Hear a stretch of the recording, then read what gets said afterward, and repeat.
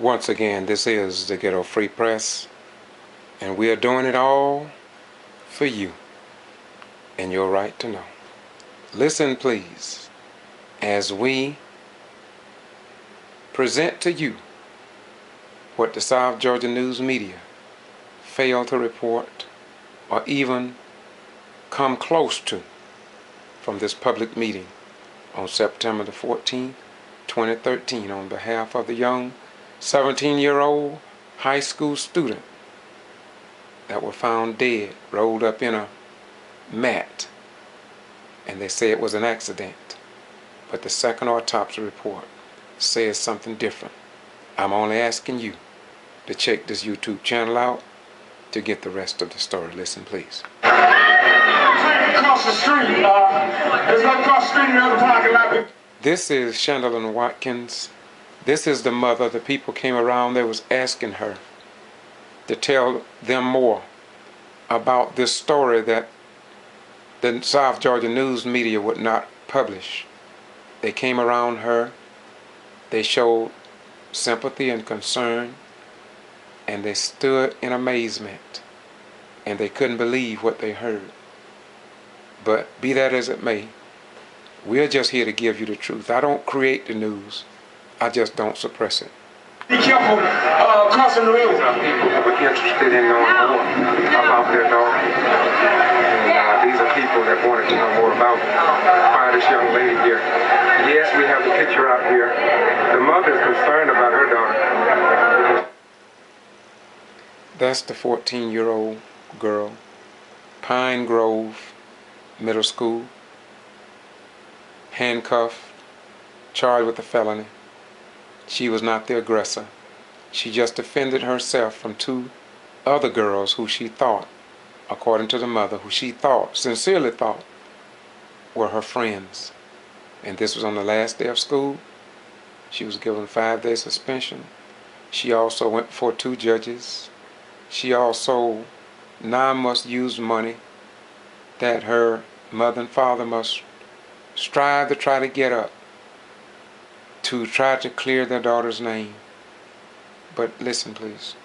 He wants to see justice. She knows she's been to 2 judges, but still she believes that justice has yet to be served. We want to thank the president. This is the Ghetto Free Press. Once again, this is a young lady from Indian Rivers, Florida. She has a story to tell. Her son fell victim of law enforcement once again. And this is why we all can see there's a great need for the Spirit Home Project. Yeah. Yes, there's great need for it. Listen, please. And by the way, did you read about any of this in your local newspaper? Did you see it on your television station? Did anybody report it on the radio stations? Or do you have to listen to the crap on YouTube, as some say? But what would you know about this? Or if all this took place at this meeting on September 14, 2013, and when coming generations go to the newspapers, or they go to your television tapes and DVDs, what will they know about what took place? Well, just maybe you can find this at Serenity Church, or maybe some other museum, or maybe we'll bring it out every 10 years so the people can get what Paul Harvey would say, the rest of the story. Listen, please. I'm George Boston Rhines, and of course, we're in Valdosta, Georgia. As you see the young lady standing before the camera, she also talked on the courthouse steps up there earlier. Tell us about your story. First of all, why are you here? And you want to call some names and tell us a little bit and ask for assistance from anybody that you can. Talk to us a little bit. Well, I'm here in support of justice for Kendrick Martin, my son Darren Washington, and also I've been speaking about on the Trayvon Martin issue also. So I'm asking our community leaders, I'm asking the NAACP, I'm asking the Justice Department to look into these cases of young black men that have been killed. You know, personally, I think it's almost a disgrace for us to even have to ask the Justice Department to come in on certain things here in Valdosta. because the Justice Department, and I do mean the Department of Justice, they have been informed about everything that's going on here. Probably 10, 15, 20, or 40 years. Valdosta High School was under nearly a 50-year court order to hire more black educators. The Justice Department do nothing. They didn't do nothing. And this is what Mark George, civil rights organizations and women's rights organizations have fought to try to get changes here. Sometimes I wonder why we send our sons and daughters to fight in the armed forces when they should be fighting here at home to ensure that our rights are protected. Listen, please. That's been falsely accused of things that have been victimized and profiled. So I'm here to stand up for justice. Okay. And where are you from again? I'm from Central Florida. I'm from Melbourne, Florida, G.B.R. County. And the incident, my son was involved in an incident in Indian River County, Florida, where he was shot, profiled by Sheriff Deputy Kevin Keys, and shot and left for dead. October 24th of 2010, and here it is almost 3 years later, and this case is still ongoing. Why did he do it? Give us a bit more information surrounding what happened. Well, actually, from what I know, my son and some friends went down to Indian River County to a party where the incident had nothing to do with them. Shots were fired. My son and his friends fled the scene like others was fleeing, and Officer Keith was responding to the call and just seeing a car full of young black men flee the scene and assumed they was guilty of whatever that the disturbance. Well, how did the shooting take place? The officer said my son now was driving a car. I'm familiar.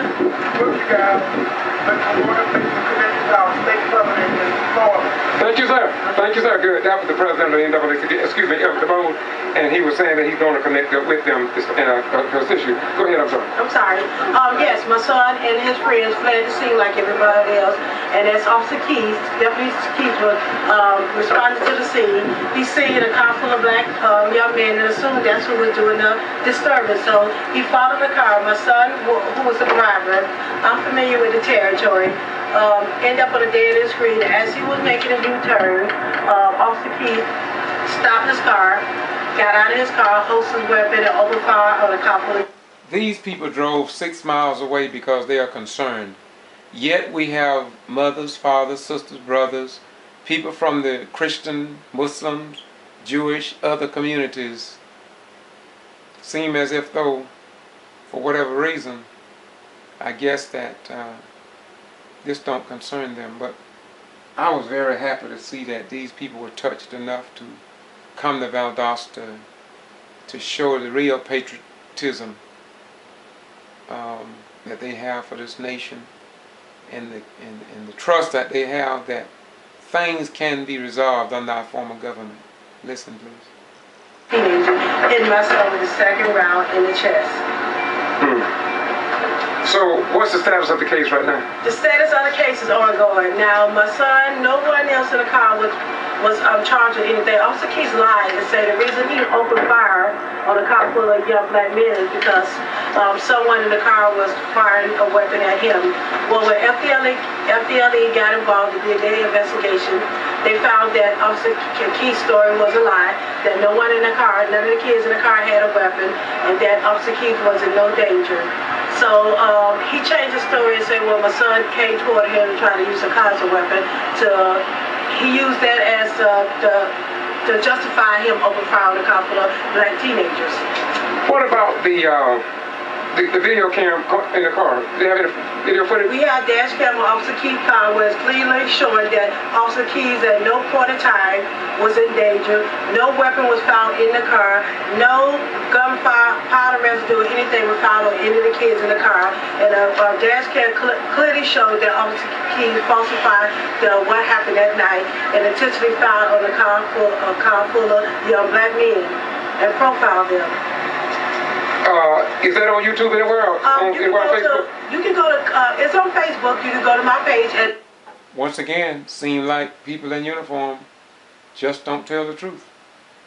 And I'm wondering, my criminal trespass, I'm trying to find out where did it come from, who issued it, And if God had something to do with it, or did the devil have something to do with it? Listen, please. Andrea Johnson. I'm in Palm Bay, Florida. Or you can go to Facebook, or you can go to clickorlando.com and type in my son's name, G.B.R. Washington, and it'll bring up the dash cam of the incident that happened that night. Okay.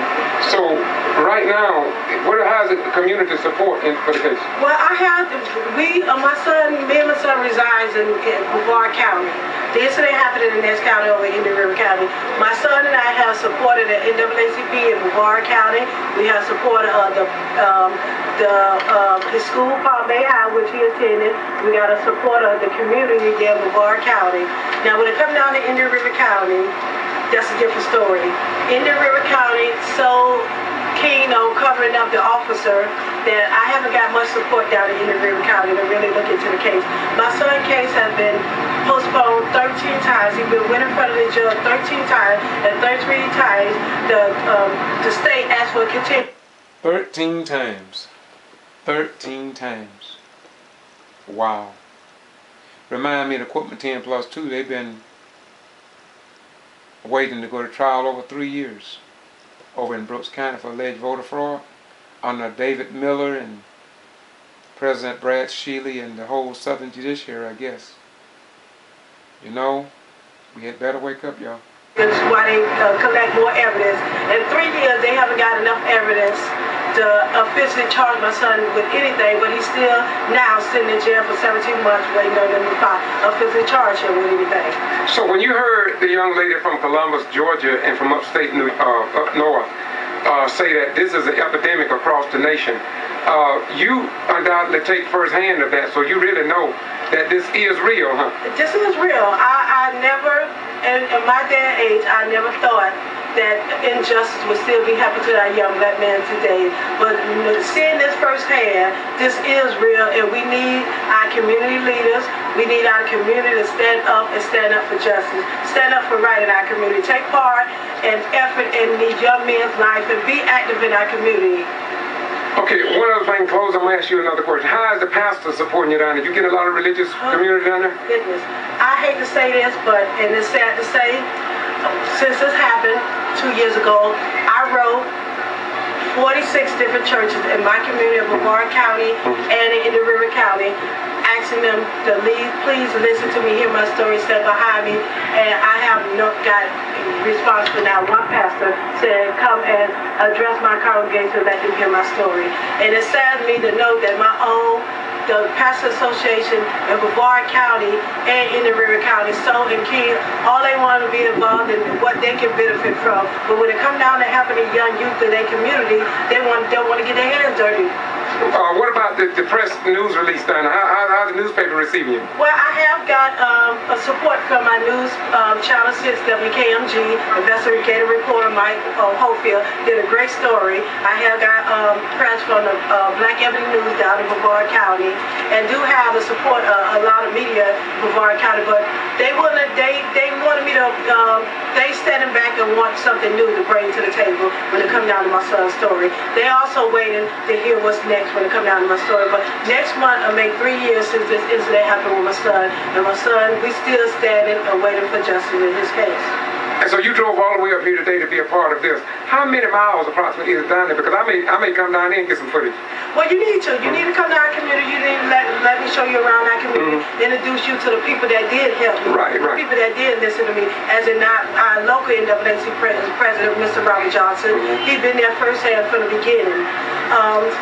We drove 6 hours. I don't know how many miles is that, but we drove 6 hours to be a part of showing support for Kendra Johnson. Because I know my son could have been Kendrick. My son could have been Trayvon. With the grace of God, my son survived his ordeal. But my son also have a testimony. I think because he survived the ordeal, he is the face of Kendra Johnson. He is the face of Trayvon Martin. Okay, thank you very much. And once again, I want to close on this note. You don't mind me putting this on YouTube, do you? No, I don't. I'll put it on YouTube. And I want you to join YouTube, and I'm going to hook up with you all, and let's stay in touch, because I know this is going on across the nation. Thank you so much. Once again, this is the Ghetto Free Press. Give me your name once again. Andrea Johnson, on behalf of my son, G.B.R. Washington. I ask everyone to stand and support Kendrick Johnson, Trayvon Martin, and also Darren Watson. And we stand up for justice. We don't stand up for justice, we'll fall anything. And how can people get in touch with you? You got a Facebook if you want your phone number? Okay. My Facebook page is Andrea Johnson. I'm in Palm Bay, Florida. Or you can also reach me on johnsonandrea427@yahoo.com for more information on Derek's story. Give the email address again. The email address is Johnson, John, Andrea, Andrea, 427@yahoo.com for more information. Or you can go to clickorlando.com and type in my son's name, Darren Washington. It'll bring you. You can go directly to the dash cam of the incident that happened that night. Thank you very much. Once again, this is the Ghetto Free Press, George Boss Brian Vallosa, Georgia, at the Kendrick Johnson rally today, and there was 400 people I counted, and we could have had more. But they are not here, but I think that God was pleased with what was here, and thank you very much. Thank you so much. Well. Once again, the Ghetto Free Press, pressing it for you. Bye-bye. We're gone.